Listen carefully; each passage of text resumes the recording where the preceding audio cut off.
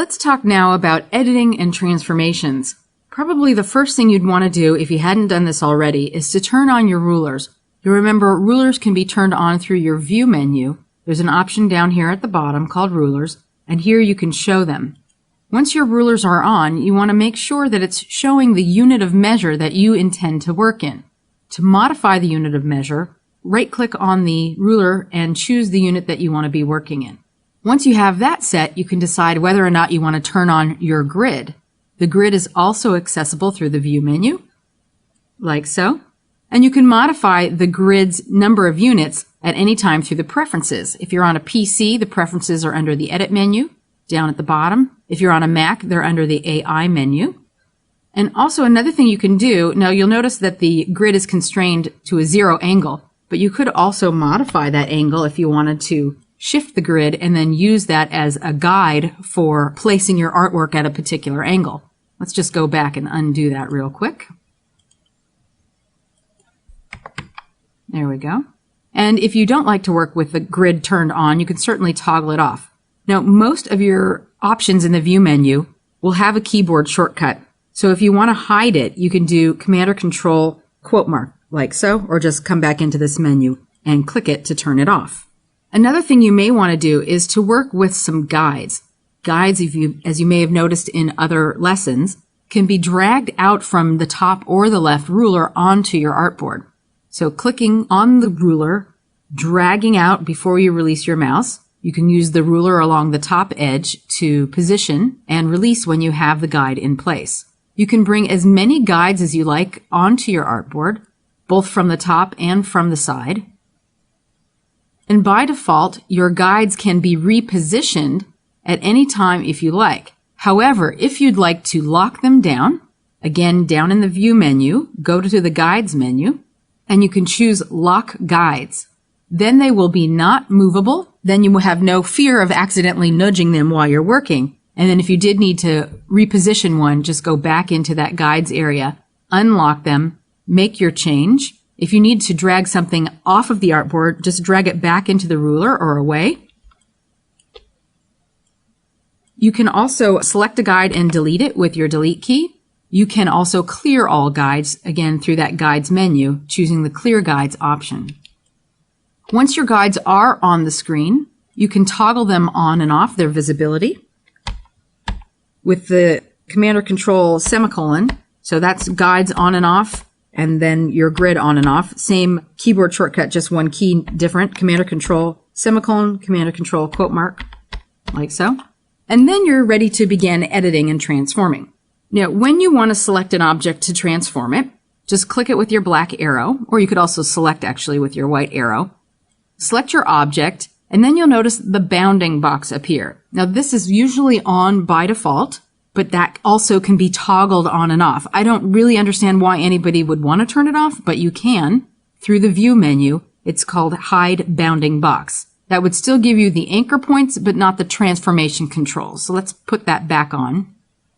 As you've learned in previous lessons, when you have that bounding box showing, you can click and drag on any of the anchor points to modify the look and shape and even rotation of your selected object. I'm just going to undo, undo, undo with the keyboard shortcut. But you can also make transformation to your objects using specific transformation tools in your toolbar. So let's take a look at those right now. They're right here underneath your eraser. And underneath the Rotate tool is something called the Reflect tool, and right next to it we have the Scale tool, the Shear tool, and the Reshape tool. Let's play around with each of these. So starting with the Rotate tool, and we'll use the star as an example. With the Rotate tool, you'll notice that there's a center point in the center of the object. You can click and drag anywhere really on the artboard, even on top of the object, to rotate around that center point.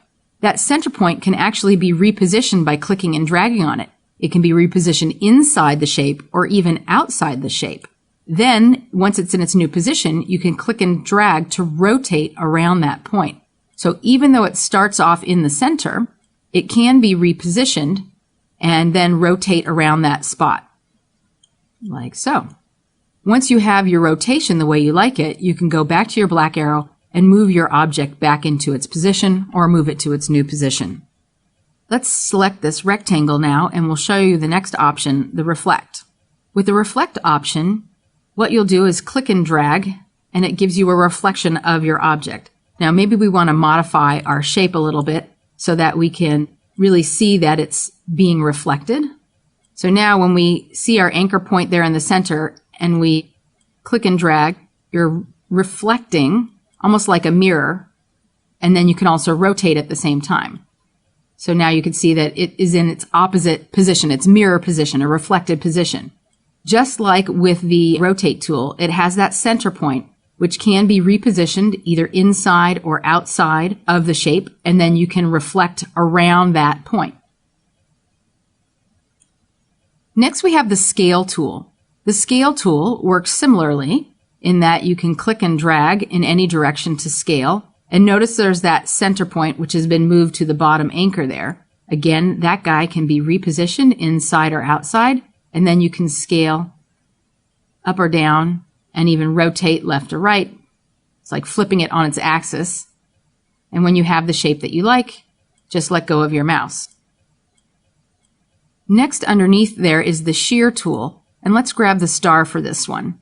With the shear tool, you're shearing your selected object on an angle. And you'll notice that the smart guides are showing you the shear angle while you click and drag. There's that center point again, which can be repositioned, and then the next click would be another shearing based on the position of that anchor point. Now, the reshape tool only works with paths drawn with the pen. So let's grab our pen tool and we'll draw a path like so. We don't even need a fill, but we do need a stroke so that we can grab it. And then with that reshape tool, we can either click right on an anchor point to reshape it, reposition it, or we can add an anchor point anywhere in the middle of the path to reshape that area, like so. So it's a pretty great tool. I wish it worked on the native shapes like a circle, a star, or a rectangle, but it doesn't. It's really only working on paths, open paths similar to this. So let's delete that right now. Now, another thing you can do if you need to make precise transformations is by clicking, or double-clicking rather, any of these transformation tools to bring up those tools dialog box where you can dial in specific transformations. Now, I happen to click that without choosing an object first. So let's grab a shape and then double-click on the reflect tool. So here we can modify either an angle, a vertical or horizontal axis. If we want to preview what's going to happen before we either make the complete transformation or make a copy, which I love this option, then you can choose any of these and then dial in the angle. You can either click anywhere on the circle or plug in the value if you happen to know it. When you have the transformation the way you like it, click OK or make a copy. The copy will put the copy right on top of the original, leaving the original intact. And we'll show you this for each of these options. So for the rotate tool, object selected, double clicking. And the rotate tool has an angle. There's your preview on or off. Make a copy, click OK. Let's go back to the shear tool. Now double clicking with the shear. There's your shear angle. You can do horizontal, vertical axis, or a particular angle. Again, you can make a copy or accept or reject the transformation. And lastly is your scale tool, double clicking. You can choose uniform or non-uniform. So if you said uniform, you can scale it up or scale it down. You could scale strokes and effects. Now, if you had a stroke on that object and this option is turned on, the stroke would remain proportional to its object while scaling up or down. With this option deselected, your stroke would retain its thickness or thinness regardless of any transformations. Now, you know there's that anchor point in the center. You can modify the anchor point and open up the dialog box at the same time with a keyboard shortcut. You'll hold down your Alt or Option key and then click on the artboard. Then the dialog box pops open. Then you can make your transformation. And that works for any of those 4 options. Now there is something called the Transform tool. There's even a Transform panel that you can work with. The Transform panel is available up at the top of the screen. Just click down on that once. And it really has almost everything you would find in a transformation bounding box but in one place so you can enter in precise measurements. Now notice there's a grid here. This represents the point of transformation, the reference point. By default, it's at the center. That's where you see that anchor point appearing in the center of any object's bounding box. But you can modify that point just by clicking on any of those little squares, like so. You could also adjust the position of the object on the artboard by plugging in its XY value. You can choose an angle by plugging it in or choosing any of these preset options. Same for the shear value, positive or negative. And as far as the width and height goes, those values can be plugged in as well. To make the changes proportional, click the link button before you plug in one or the other number.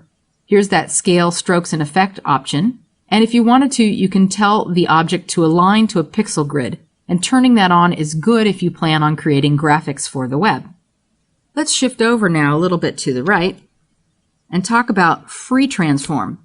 There's a tool over here called Free Transform, and it does some pretty amazing things. You might want to get a pen handy to take down some notes because I'm going to give you some keyboard shortcuts that you might want to refer to later on.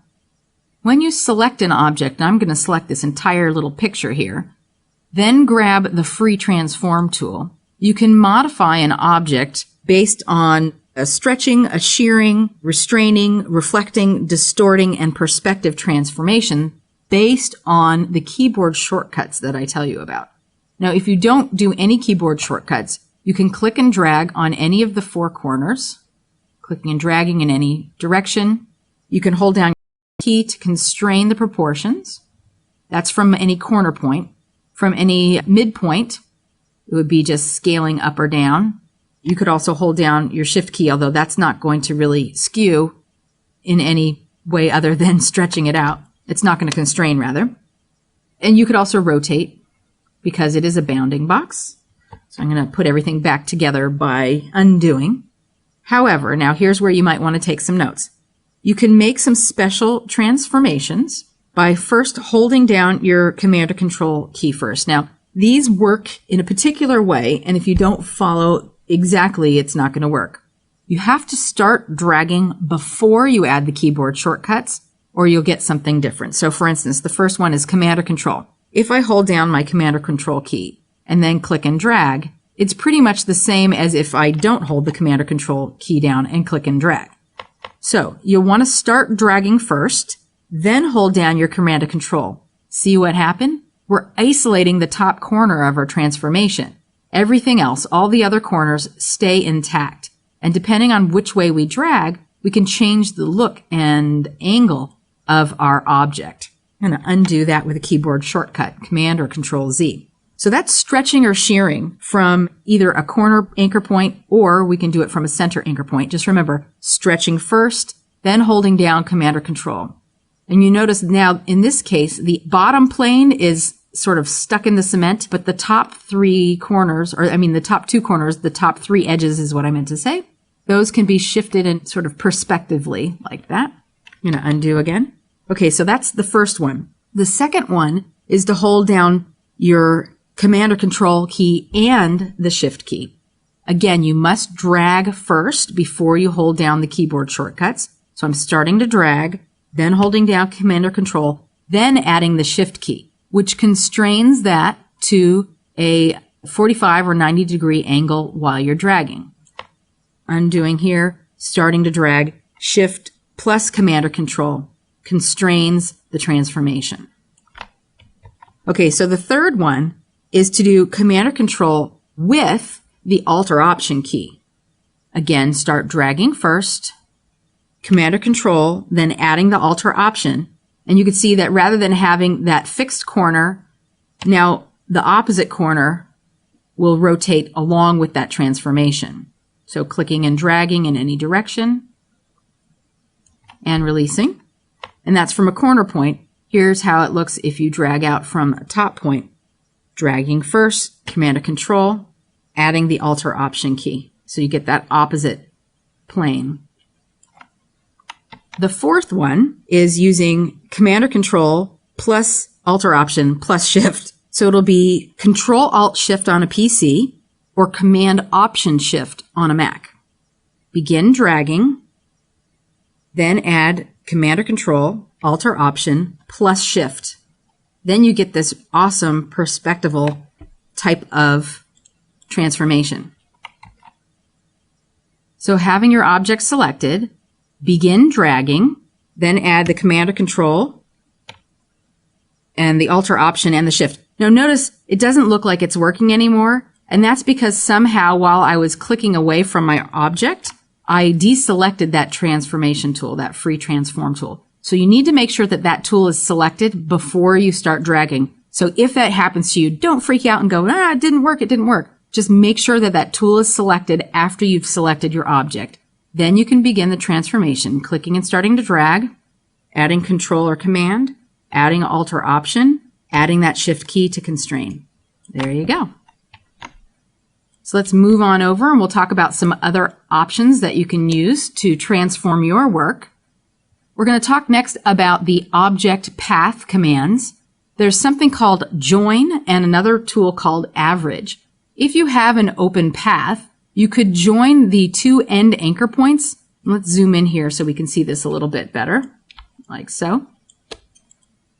Select this object, and if we go to the object path join option, you'll notice that those two anchor points were joined together. Another thing you could do is you can select with your white arrow the actual two anchor points by clicking on it. Notice that the unselected anchor points are hollow, but the selected anchor point is solid. And to select another anchor point, I'll hold down my Shift key and then click to add to the selection. You could also then go Object Path Join and create a path join there. Now sometimes one or another of the anchor points is on a different plane, like so.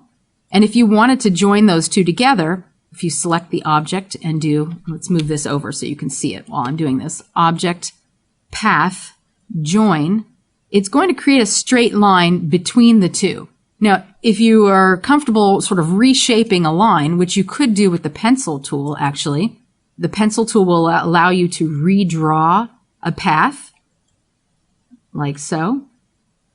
Just start on top and end on top of an anchor point. So you could redraw a path like that. I'm going to undo a few times. Or you might want to average the 2 points. Now, averaging the 2 points, you would need to select both. And in this case, I'm just going to drag a marquee around those 2 points with my white arrow to select them both at the same time. And also under the Object Path menu is something called Average.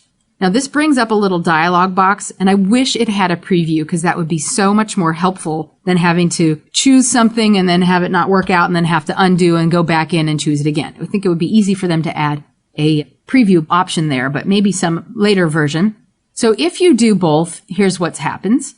They get connected, and I'll show you each one of those. Object Path, Average, Vertical. Wow, no good. So Object Path, Average, Horizontal, not good either. So you'd want to do both. Now this is not going to work perfectly for each object that you have, so you might have to go through all three options before you can find the one that's going to work for you. Now this one tied the whole thing up in a knot because we had the whole object selected. But let's try this again, just selecting those two, Object Path Average, like so. Okay, so another thing you can do with the average, and I think this is pretty handy, is let's say you have a line and you wanted to align all of the base lines. So this segment here, that guy there, this little plane, and that little plane. You could drag around all of those to grab those anchor points. You can see they're all solid, and use the Object Path Average Horizontal. And that will bring all of those bottoms into alignment, nice clean bottom edges. Now, I wish I could say that it worked the same for vertical, but if you're doing vertical, you have to select the top and the bottom anchor point. And if you selected all the top and bottom anchor points, you'd wind up with a big messy line. So you can only do this one at a time. But if you need to realign these in a straight line, I think it's a pretty good way to go about doing things vertically, even if you have to do them one at a time. All right, let's scoot down and talk about this next one, which is to outline the stroke. So I have an object selected, Object Path, Outline Stroke. So what it's done is it's taken my stroke and given it an outline. In fact, it's put these shapes sort of in a compound shape, but you could, if you wanted to, select the individual pieces and reshape those colors if you wanted to. Grabbing them, so this is actually a fill, and if you wanted to, you could change the color of the fill.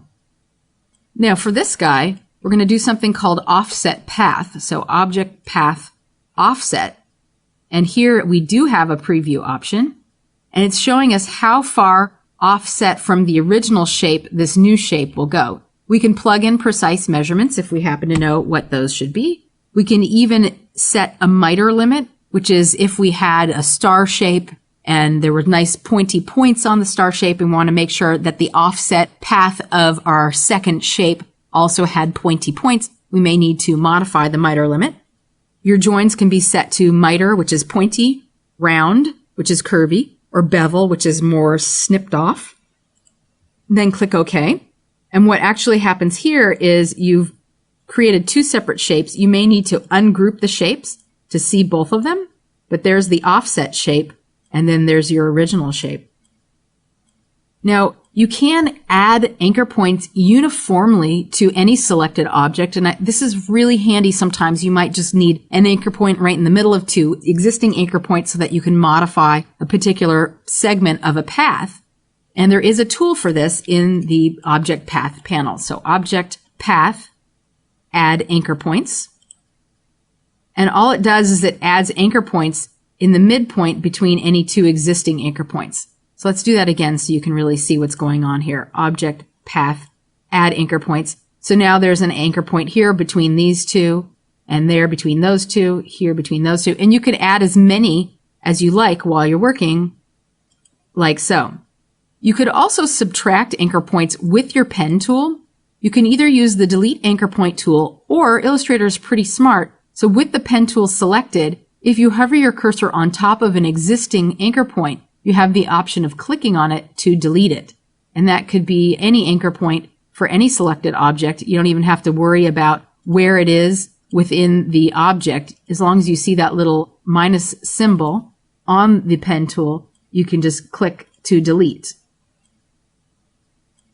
Now here is a nice squiggly path, and there's an option called Simplify.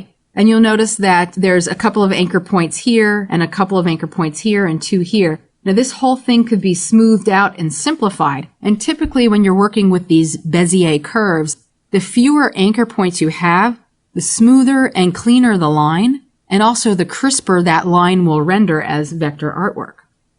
Object Path Simplify brings up the dialog box. There's your preview option, and you can show the original path line ghosted beneath the adjusted path line if you like. And then you can modify the curve precision. So how far it's going to stray from the original in order to simplify. There's also something called angle threshold, which can be increased or decreased, and depending on whether or not your line has straight lines or straightish paths versus super curvy paths, you may or may not see any changes when adjusting the angle threshold. You could also convert your curvy lines into straight lines, then the angle threshold would also appear. And when you have that precision line set the way you like it, the simplification, just click OK, and your newer line will replace the older line. So now we only have a single anchor point here and a single anchor point here. It's a smoother, cleaner line, and it didn't change the integrity too much of the existing path. Another really cool option is this Divide Objects Below feature in the Paths menu. You can create any object and then draw any path with any tool. So that could be with the pencil tool, with the paintbrush tool, with the pen tool. Then you'll put your path on top of your objects, select that path. Let's shift over so you can see it. Object, Path, Divide Objects Below, like so. And it becomes almost like this cutting tool or the knife tool in that it creates individual pieces from the shape of the path. Now here's an option that will allow you to split an existing selected object into a grid. The dialog box will show you what's happening as you're making modifications to the number of rows and the number of columns. If you want, you can also add guides to the artboard. And when you have everything the way you like it, you can just click OK. Also, I want to point out the gutter is the space between those little divisions in your grid. So you can create what looks like individual pieces. So they don't necessarily have to be one full grid like an Excel spreadsheet, but you can create this little grid of boxes, which would be super handy when you're designing. Another thing I want to show you is that while you're working, you may sometimes create stray points, have unpainted objects, or even empty text paths on your artboard and not know that they're there. And one of the things that you would always want to do before you finish your work and turn it in, especially to a printer, or even send it to your own printer, your inkjet or laserjet printer, is clean up all of these stray points, unpainted objects, and empty text paths. Now, to view them, one thing you could do is go to your outline view mode. And I had arrows there to point to where they are, even though you couldn't see them. But all of these stray points, unpainted objects, and an empty text paths will have a little X mark to note the center point of those objects. And if you didn't know those were there, they could potentially print or cause some printing problems while you go to print. Now, I've never really seen anything dramatic happen if you forget to clean them up, but it's still a good workflow, a good habit to have to clean up these stray points. So now, if you want to clean up quickly, you can go to your Object Path menu, and there's a tool to clean up. If you click that, dialog box comes open. You can choose any of the three options or all three of them and click OK, and those will immediately disappear. We can go back now into our preview mode. So that's everything that you need to know about transforming your objects. I hope that you'll use all of these path commands and free transform and editing tools so that you can really take command of your work.